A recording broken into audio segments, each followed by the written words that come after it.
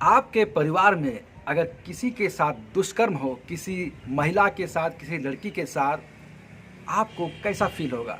और जो दुष्कर्म का आरोपी है, उसके ऊपर कोई भी चार्ज ना हो, सरकार उसको यूँ ही बख्श दे, प्रशासन उसको यूँ ही बख्श दे, उसके खिलाफ़ कोई भी सख्त कार्रवाई ना हो, उसको जेल हो तो बस 2-4 दिन के लिए नाम मात्र के लिए और फिर उसको बाइज्जत बरी कर दिया जाए, तो आपको कैसा फ़ील होगा?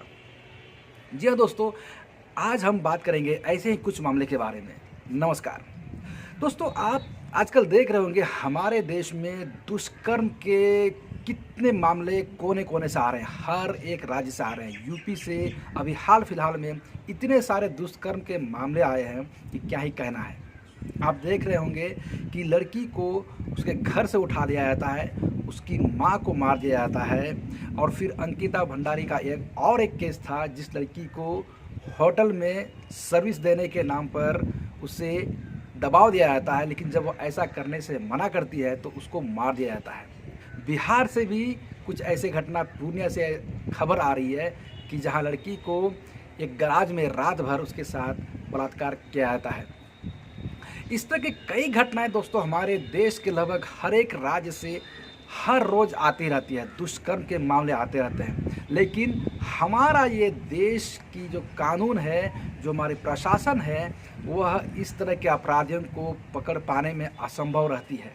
और अगर बाय द वे पकड़ लेती भी है दोस्तों, तो फिर हमारा जो कानून व्यवस्था, जो कोर्ट कचहरी है या जो फिर जुडिशरी सिस्टम हमारे हैं, उनको बस नाम मात्र का सज़ा देने के बाद बाइज्जत बरी कर देती है। और इसका ताज़ा उदाहरण दोस्तों आप सभी ने सुना होगा, राम रहीम। राम रहीम, आसाराम, ये ऐसे व्यक्ति हैं जो कि दुष्कर्म के मामले में जेल में बंद हैं। लेकिन दोस्तों, इनका प्रभाव इतना ज़्यादा है कि यह बार बार जेल से छुट्टियां मनाने के लिए निकलते हैं। सरकारी अवकाश इनको मिलता है पैरोल के नाम पर। और यही हमारे देश की कानून व्यवस्था को बयां करती है कि हमारे देश की जो जुडिशरी सिस्टम है, जो कानून व्यवस्था है, वह बड़े लोगों के पैरों के नीचे धूल के बराबर भी नहीं है। आप सोचिए दोस्तों कि एक दुष्कर्म का आरोपी दुष्कर्म करने के बाद जेल जाता भी है तो उसे सज़ा मिलने के बावजूद वह बस नाम मात्र का जेल में सज़ा काटता है और धर्म के नाम को लेकर, धर्म का नाम लेकर के वह बाइज्जत बरी हो जाता है। और ऐसे ऐसे कई दुष्कर्मी हैं जो धर्म का नाम लेकर, धर्म को हथियार बनाकर, धर्म के आड़ में अपने आप को बचाने की कोशिश करते हैं। धर्म का नाम लेकर ये लोगों को, सरकार को दबाव बनाते हैं, बरगलाने का काम करते हैं और लास्ट में सरकार भी दबाव में आकर के, पब्लिक के दबाव में आकर के ऐसे ऐसे दुष्कर्मियों को जेल से रिहा कर देती है। आप सोचिए दोस्तों कि अगर इस तरह का मामला हमारे देश में होगा तो फिर जो दुष्कर्म के जितने भी आरोपी हैं, उन लोगों का मन कितना बढ़ जाएगा।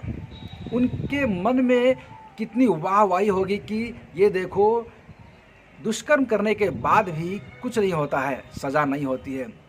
तो फिर इससे जो गलत मैसेज जाएगा, जो बदमाशों के मन में, जो मंचलों के मन में, जो अपराधियों के मन में जो खौफ बैठना चाहिए, वो नहीं बैठेगा। और यही वजह है दोस्तों कि हमारे देश में दुष्कर्म के मामले बढ़ते जा रहे हैं, क्योंकि हमारे देश में दुष्कर्मियों के लिए कोई ठोस कानून, कोई सख्त कानून, सख्त सज़ा है ही नहीं।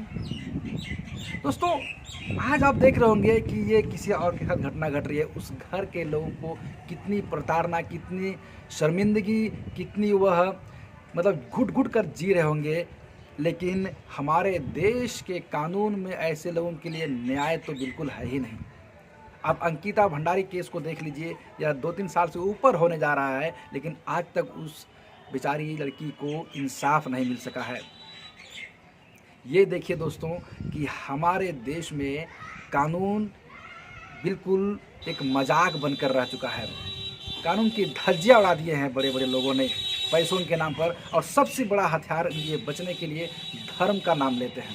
अगर ये धर्म का नाम ले लेंगे तो उनको एक सिंपैथी मिल जाएगी, लोगों की सहानुभूति इनको मिल जाती है। सरकार भी दबाव में आ करके ऐसे ऐसे बड़े बड़े दुष्कर्मियों को जेल से रिहा कर देती है।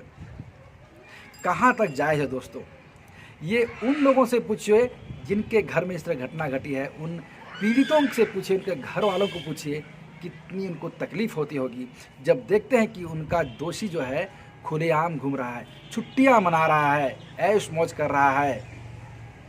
दोस्तों, हमारे देश में ऐसी घटनाओं का सख्त से सख्त विरोध होना चाहिए, ताकि जो भी दोषी हैं, जो भी दुष्कर्म के आरोपी हैं, उनको जल्दी से जल्दी सख्त से सख्त सज़ा और यहाँ तक कि आजीवन कारावास या फिर मृत्यु दंड जैसा सज़ा मिलना चाहिए। लेकिन हमारे देश के कानून में इस तरह की कोई प्रावधान नहीं है।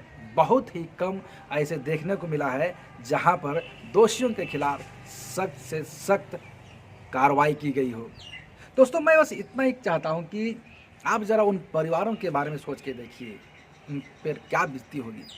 सरकार से ये निवेदन है कि आप दुष्कर्मियों के खिलाफ तो कम से कम सख्त कानून लाए, जो भी दोषी हैं उनको जल्द से जल्द सज़ा देने की कोशिश किया जाए, ताकि इस तरह की घटनाओं पर तत्काल रोक लग सके और लड़कियां, हमारी माँ, बेटी, बहन, वह सुरक्षित बाहर घूम सके, सुरक्षित अपनी ज़िंदगी जी सके।